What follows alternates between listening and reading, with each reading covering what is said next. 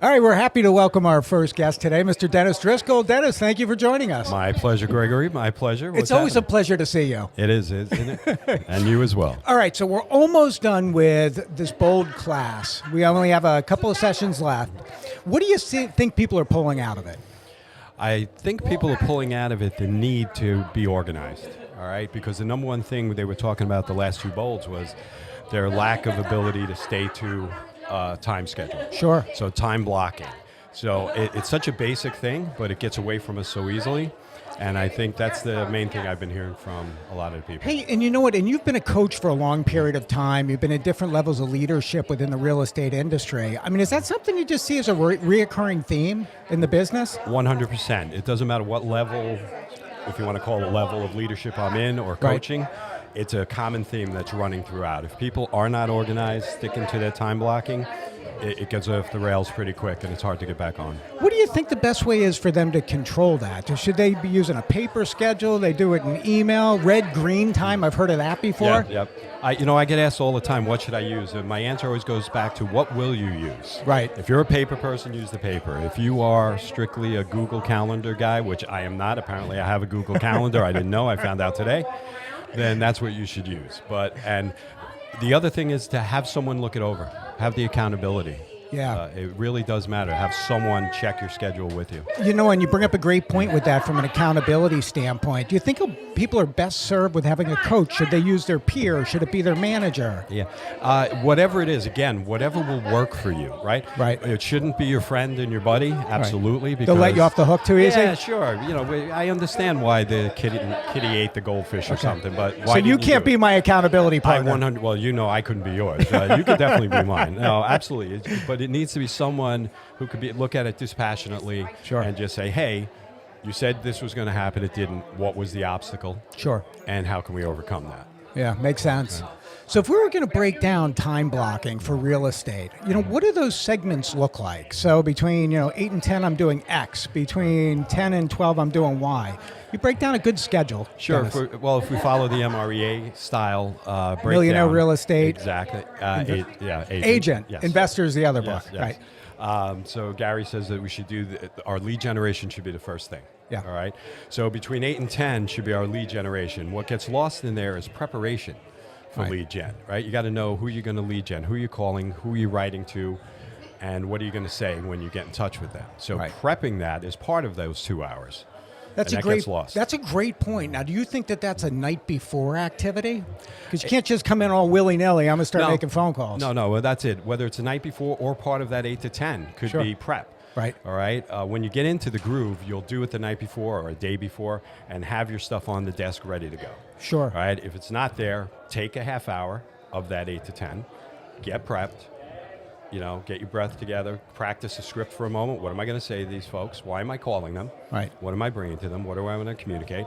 And then start dialing and smiling. No, that's a great point. The prep is half the battle. It is. Right. I'm calling expired listings today, and that has a certain, let's call it, I don't like to use the word script, but a certain presentation associated with it. If I'm calling for sale by owners, that's another presentation. Absolutely. And being able to mentally gear yourself up for it. I get a question for you along those lines. You think when you're blocking for, in this example, the 8 to 10 time frame, Dennis, do you think people should focus on one type of preparation they should focus on, or should Absolutely. they talk? Okay, absolutely. Don't toggle. Yeah, I'm big on go deep, not wide. Right. Good point. All right. So let's pick who we're going to speak to. Yep. Or speak with. What do we want to communicate? What's the objective of this communication? Sure. All right, and be ready to relay that, and be ready for any responses. And if you set an hour to do these things, do it for an hour. Then step up, pat yourself on the back, walk away, you've done it, move on to the next, right? Yeah. If it's 2 hours, do it. But know who you're going to speak with and what you want to communicate. How do you feel about people partnering up to do it? You think it holds them more accountable? Yeah, I think it can. We always let ourselves off the hook pretty easily. Right. We're hard on ourselves on one hand, but yet we know why we didn't do something, and we can justify it all the time. And we're much less likely to let someone else down. Right. So if we're in this together, we're going to do this lead gen together. Greg, you and I are going to go get some clients. If I have a task to do as part of that deal with you and I'm going to make sure it's done. Yeah. If it's just me, I didn't do it today, I'll get to it tomorrow. But if I didn't do it today and I got to speak to Greg, hey, that's a tougher mirror to look at. No, it's a nugget of information too, because at the end of the day, it's no different than if you're working out, right? You're more prone to stay in a disciplined routine, exercise routine. I use routine a lot of times. Yeah. I'm going to use it one more time. There In you that go. routine, Right. you don't want to let the other person down, to your point. Right, and we all want to look good too, right? Right. And whether it's at the gym and working out, or Yeah. we want to look good, we want to be right, we want to be heard, right? All of those things. So having someone else to bounce off these things with and go through it with, it goes a long way. I And to think. pat you on the back when you do it the right way. Absolutely. Positive reinforcement. Absolutely. All right, so we're 8 to 10 time blocking. We're calling people. What does the rest of someone's schedule look like? Well, after that, it's follow-up, right? Yeah. So you work on your business, you work in your business. Now we got to get into the business. Right. Follow up with all those little fires that are inevitably going to come up, Yep. whether it's calling our lender to get that pre-approval, following up with an inspector, whatever it is, that's that time.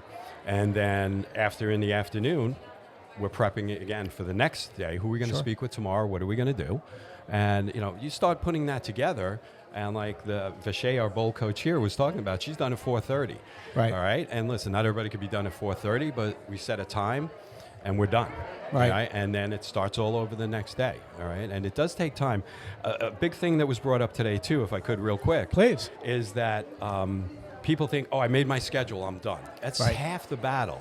Even the coach today said that it took her over a year to really get into that groove of constantly following through on her schedule. Sure. So it is a challenge, and it is a hill to climb. And having someone else, again, to assist you could really keep you on track with that, I think. Well, again, whether it's a coach, a mentor, Yeah. a team leader, or just Makes someone. sense, Dennis. And to your point about the repetition, it's like, what is it, 66 days? 66 days is the average time For it to a become challenge, a- to become a habit. Thank you, to become a habit. Yeah, but and that's average. So some people may take 6 months. It Other could take a people- couple yeah. years if you're me. I'm Yeah, just saying, my well, brain works a little slow. I'm one of those people too. If I get off track a little bit, then I'm like, I'm off track. It's done. Well, you know what? It's not. Get back on track. What kind of advice could you give for people that get derailed? Right? Because it happens to everybody. It's going to happen, Yeah. but we're in a society too. When we get derailed, then we're kind of done with it, right? Right. And that's why making that promise to go to the gym every New Year's, you go a couple of days, you get off it, it's over, right? Right. The key I've been trying to teach my coaching clients is that it's okay. We're humans. This is going to happen. You're off for one day. You did 28 days. You were great. We're not back to zero. Let's get right back on. Right. Day 29, just skip the day. Let's go. Right, that's fantastic. Any other nuggets you can give in reference to time management and time blocking? It just goes back to being purposeful about it. Is you got to write it down or it doesn't exist. We've heard that before. Right. But What is it? The faintest pen is mightier than the biggest sword, biggest or something. sword, like that. or the loudest words, There you right? go. So my thing is, I gotta see it in front of me. So, that's exactly what I'm doing today. And another thing we do, we tend to look at our list at the end of the day, and we really hyper focus on what we didn't do, Right. in our to-do list. So I've switched that around with myself and a lot of my clients. Is that let's look at what we did do. Right? Yeah. That's the positivity. That's the secret sauce. We did this. One or two things we didn't do. It's all right. They're back on our list. We'll hit them tomorrow. That's a great Let's perspective on it, too. Celebrate these. No, you're right, though. That's because we don't do that as humans. We're always have that tendency to look at the negative. Yeah. If we wrote 10 things down, did 9 of them, what's jumping out? It's always the one. You're so right. So get rid of that. That's a great perspective on the whole thing, Dennis. Now, Dennis, I know you got to run. You got to get back into a meeting Yeah, there's no running. I'll walk kind of briskly. No running. deliberately. There you go. Dennis Driscoll, thank you very much for taking the time with us today. My pleasure, sir. As always. All right. Good We'll seeing see you. you soon. Thanks. Thanks, Dennis. All right.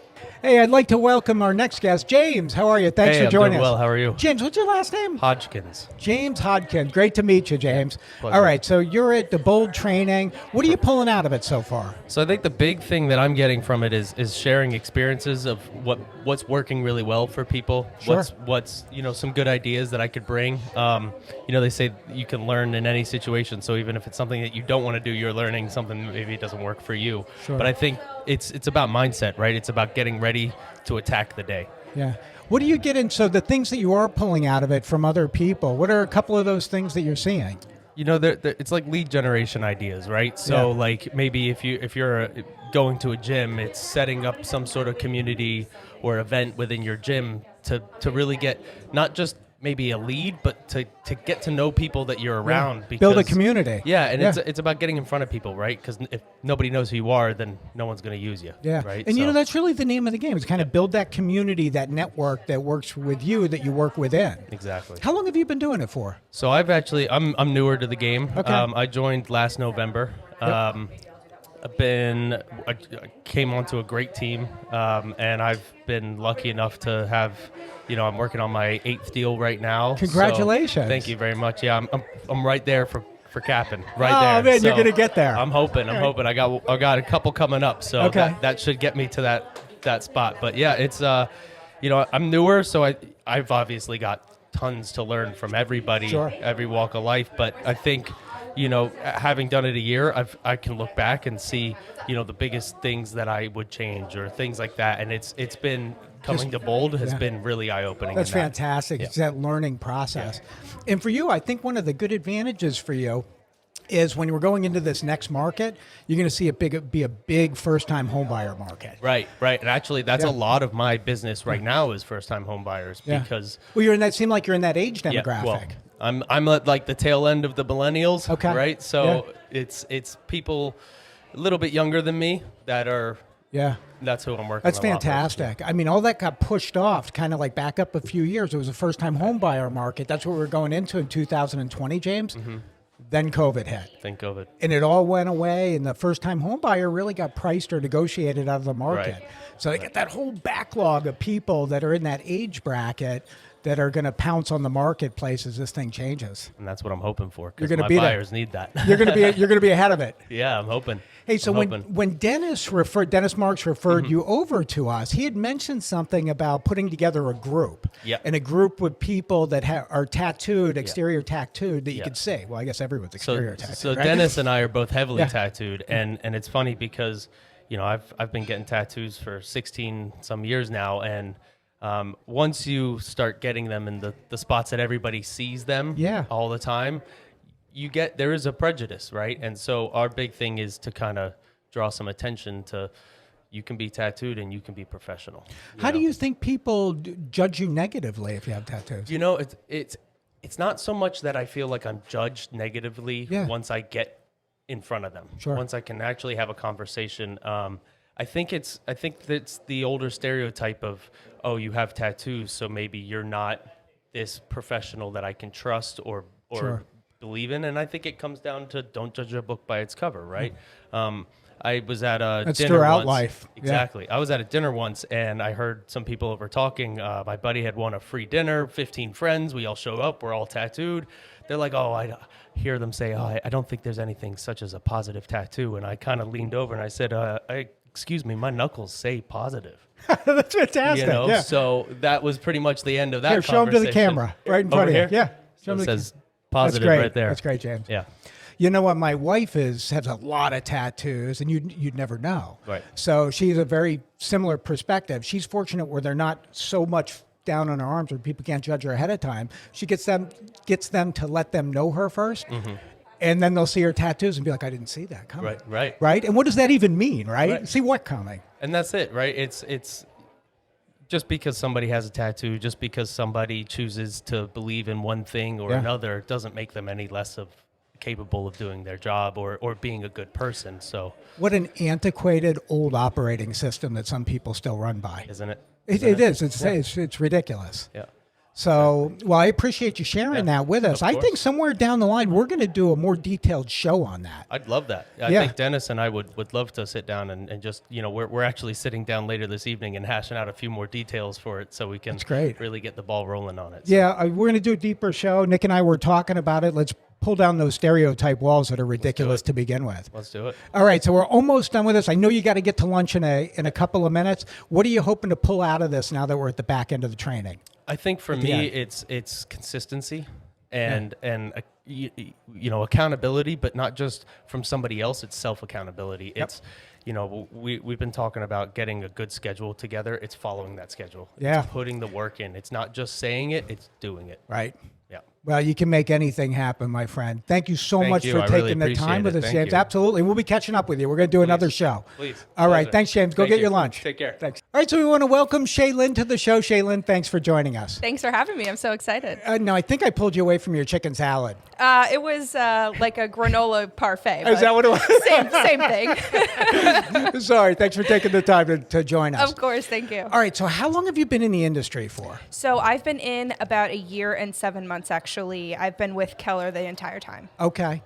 How do you like it? I really love it. I definitely ended up at the right brokerage. That's fantastic. And how are things going for you thus far? It's going really well. I would say the most challenging aspect to this as a new agent was prior to being licensed, all you heard about was this, it's such a good time to get in, it's such a good time to get in. Right. But it was the most competitive time to get in. Great point. And luckily, we have a lot of agents within our 8 offices or however many we have at this point because we're just expanding like crazy.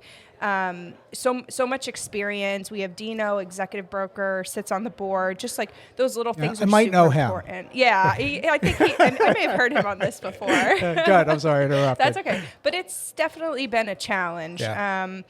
I got into real estate because I loved real estate itself, but there's lead generation to this. It's a monster. And to take it all in at a young age is difficult, especially during a pandemic. You know what? You make such a great point with that because people have the perception of, oh, you're coming in at the greatest time ever to come in. Well, there's some validity to that because of how Right. quickly houses are moving. But people neglect to talk about the fact, hey, that was the most competitive time ever. Right. And that's a steep learning curve, especially when you're working with all this influx of people coming in the industry, It really coupled with the is. experienced people. Right. And this is so learning based. So Yeah. for me, it's been practicing scripts and cold calling. But in reality, I started a year and 7 months ago. The scripts and cold calling has changed every day. It's Right. been a different market. Interest rates have changed. I mean, it was, as long as I've been in the business, always a seller's market, and we're just starting to see this turnover. So it's interesting. It's been hard work. And how adaptable have you been to it? Well, I would say I'm pretty good. I'm definitely a I love definitely a people's person. You're a I was great in the personality, service. Thank you. I was in the service industry my entire life. Worked in restaurants. Worked with people from hostess to manager. So I had that aspect to my personality already. Yep. Now it's just learning and applying the business side of it and the sales side of it to real estate. Did you find it intimidating when you came in? Yes, extremely, and I still do. There's Yeah. so much to learn. You'll never know it all. It goes wide and it goes deep. So you got to be in it for the long haul if you want to be a part. Yeah, no, makes sense. Now so we're in this bold for 8 weeks, Right. and it's not required, correct? No, not at all. It's all So, voluntary. so if it's voluntary, and it probably cost a couple dollars to come do it. Oh, it did. And it's a great investment in yourself. Right. Why did you do it?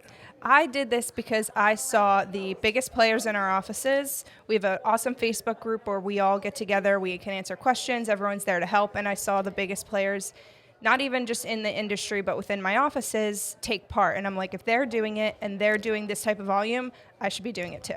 That's great, Shay. And what are you pulling out of it personally? I think what I'm pulling out of it personally is systems and models, and consistency is so important. And you can hear it time over and time over again, but unless you're in a room like this filled with, I don't know, maybe 300 agents that we have here today, Sure. does it really sink in? Right. And systems, models, consistency, those things it's mastering A, B, and C, right? It is. It's not, I don't have to figure out A to Z. Give me A, B, and C, and let me just, Yeah. repeat. Yeah, time Repeat blocking. again. Time blocking. Right. And it's like, it's so easy, but it's sticking to it is the hardest part. What do you think you'll implement coming out of here? Time blocking. Yeah. 1,000%. That's it. I mean, honestly, when you break down the day, how many hours you have in a day, there really is so much. So Yeah. if you can stick to your schedule, you can be in and out of the office in 3 to 4 hours and the rest of the day is yours, but you just have to stay committed to it. You know what? At the end of the day, it's not quantity of hours, it's quality of hours. Exactly. Right? It's how are you spending your time? Yeah, and what's the point of being in an industry that has some built-in flexibility if you're just going to kind of squander the time? Right. Right? And I would say firsthand, I got into this because I wanted the flexible, luxurious life. I Right. wanted to be able to do whatever I want whenever I can, and I can do that. Yeah. But when I got in, I was so unorganized. I didn't really know what steps to take. So after coming to things like this or just general training with Keller Williams, you start to realize you can control that schedule. Right. You just need to stick to it. Right. All right. So we're going to come out of here. We're going to have time blocking. How are you going to Yes. hold yourself accountable? Well, there's some agents in the office that I work with. We all meet together. I have a lender that we talk to, Yep. and that's how. It's accountability and keeping in touch with people that you see are looking to go down the same road that you are. And are you in any type of coaching or anything like that? No, I'm actually not. Okay. I think I need to be, but we're working on that. I'm very hard at committing. I don't like to sign anything. So it's funny because I try to get people to do that with me all the time. Meanwhile, I'm the most difficult person to convince. Oh, that's fantastic. Well, if it's right for you, you'll kind of move in that Right. direction. It's all about the feeling and the vibes, you know? Give me one more nugget. One Yeah. more nugget for everybody Sure. out in the audience right now. I would say that if there is something that you want to do, that you have a desire to do, go do it full throttle. It doesn't matter where you are in life, how old you are, what you think you're capable of. Just go, sit down, do the same things every day, consistency, and you'll get to where you want to be. That's great. Don't be afraid. Don't be afraid. Just push forward. Just Shaylin, push that was forward. fantastic. All right. Awesome. Thanks, Greg. Oh, I'm it so was, happy it to be was a on. pleasure having you. We'll look forward to catching up with you in the future. Awesome. I can't wait to see more. Thanks, Shaylin. Thanks so much. All right, have a good one. Bye-bye. All right. Well, thank you, James. We have James joining us. Thanks so much for taking the time, James. I know we're interrupting your lunch. Nah, no problem, Greg. Thank you for having me. It's a pleasure. No, our pleasure. All right, we're getting towards the tail end of everything. You've been here for 7 weeks now through this bold training. What are you pulling out of it to this point? A lot of good stuff. Basically, everything is just do it. Yeah. You know what I mean? Like, a lot of people talk, but they don't actually do anything. Yep. That's why my favorite motto was to be, do, achieve. Yeah. The hardest part in that saying is the do part. Yeah, I You couldn't always agree more. think about who you want to do. You always try to achieve it, but if you don't actually do it and put your effort, you're not going to get it. All right, so you tell me, like, how this time around, because we all kind of know that intrinsically, right? It's just do it. It's Nike, Yeah. right? And it's, what's going to change for you to keep yourself accountable to make it happen, James? Two things that are helping me a lot from here. Making a schedule. Yeah. That way you don't lose track of something, you don't forget about something that's really important, and you don't double book yourself. 'Cause Yeah. that's the worst thing to do when you're an agent. And second, have an accountability partner. Yeah. Like, it's always good to say, oh, I'm doing this because I have a family I want to take care of. I'm doing this for myself. But sometimes it slips your mind because Sure. you get caught doing something else. And if you have a friend or somebody close that works in the same field, did you get to do this today? Did you get to do that like you said you would? Yeah. It's good. Even if it's just a reminder, it helps you out a lot. No question about it. And that's come up a few times. Have you picked your accountability partner? Well, luckily, one of my good friends from elementary school is an agent. I don't know if you met him, Dennis Mark. I think he's been on Wow, your show before. The general. Of course he's been on the... I've been friends with him since 5th grade. All right. So you got like a drill instructor who's Yes. going to hold you accountable love it. for it. He's been great. How are you going to hold him accountable? Basically, the same thing, like, but just by picking his brain, because Yeah. he became a coach within the past couple months. Yep. And so I love that too. That he's my closest friend with the group, and he's a coach, so he knows what he's doing. Yeah. I pick his brain all the time, and there's a lot of times when I'll come up with stuff that even though he's been doing this for a couple years now, he doesn't know. You So know, it's good to learn together. Totally it is. You know, I've been in this industry. I've been in the mortgage industry for 25 years. I learn something every day. Yeah. No matter how long you've been doing it, there's always something new. That's right. If And you're not that- you have to growing, be you're willing dying, to my learn. man. Yeah. Yeah. No, it's so true. He's doing a great job. Like, it's almost like I don't have to. But no, like, whenever I need something, he's there. Yeah. And I do it. Like, even if I don't need, I'll just call the chat just so he doesn't forget about me. You know what I Right. mean? To me, that's, since he knows more than me, that's Yeah. how I hold him accountable. And I always ask him, so what you get today? You have any open houses you want me to do for you? Right. You know, that way it makes him say, no, I haven't listed a house in a week or two. Maybe I should get another one. Just so I have something to do, you know? All right. So we know we got a schedule and we just got to do it. Give me one more thing. Sure. What else are we getting? Don't be afraid to ask. Yeah. A lot of times people... That's a even if you nugget. start That's a talking- nugget, everyone. Yeah. Go ahead. I'm sorry. Even if you start talking to somebody, say you meet somebody at ShopRite, you start talking. A lot of times you'll start talking about what you do. Yeah. So what? A lot of people do that. Yeah. Now ask, can I call you later? Can we talk about this again? Can I come visit you, see your house? If you don't ask, you're not going to get a yes. You'll never know. You know what? I got to say, in reference to that, that's one of the biggest areas that salespeople fail in. Yes. Yeah, you're really comfortable. Hey, you want to talk about real estate? You want to talk about mortgages? You want to talk about knives or whatever it is that you're selling, right? People want to talk about it and you can engage them, but at the end of the conversation, it just stops, It just stops. Yep. right? There's no ask for the business. Set the next level of expectation as to where the conversation can go. That's what a lot of people tell you want to follow up. Follow up is great, but Yeah. if you still don't ask at the end, all that follow up is for nothing. You know, they might be ready to close the first time you talk. Yeah. But you didn't ask. So now you're just talking and wasting weeks and months, and who knows what happens. Total. And I think that people are afraid to ask. Like they're comfortable talking about what it is that they do, but they're afraid to ask someone for the next step. That's definitely true, and it could be Yeah. for a lot of reasons. Like, say if you're talking to a friend, you don't want to ask because you don't want this friendly conversation to be something like, oh, he's only talking to me because he wants to make money off of me. Yeah. You don't want your friends to feel that way. Or Totally. if you meet a stranger somewhere and you're out in public, you don't want them to feel like this whole conversation was just to get a pitch and get money out of you. Right. So there's a point when you have to ask yes. You have to know when to ask, which is tricky sometimes. Yeah. And you have to do it on a friendly basis so they don't think you're only after them for their money. Yeah, it's a great point. And there's that process of how do you ask? Exactly. Right? You got to make it work in the conversation. I think if you're honest and genuine at the end of the day, Correct. the how part kind of falls into play. Yeah, honest, integrity. That's it. That's it. Be upfront you with nailed everything. it. If you're not Integrity, upfront, they'll respect, know. commitment. Take you to the next level. Well, James, anything else you have to add while you're here? No, I mean, this is great. I just love this. Getting some feedback from here is awesome. I can't wait to see what people think about it. Yeah. Yeah. Well, it's a pleasure having you on the show. Thank you. And James, everybody, big round of applause. All right, I'm holding you up. I know you got something else that you have to do. Thank Thanks you, for man. taking a It few was a pleasure. minutes. Thanks, care. James. And this is Greg Wareham with Your Mortgage Process. We appreciate you listening today.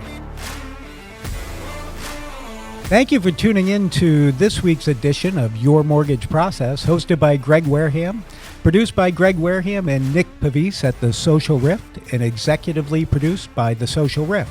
Thank you again for tuning in, and we look forward to catching up with you next week.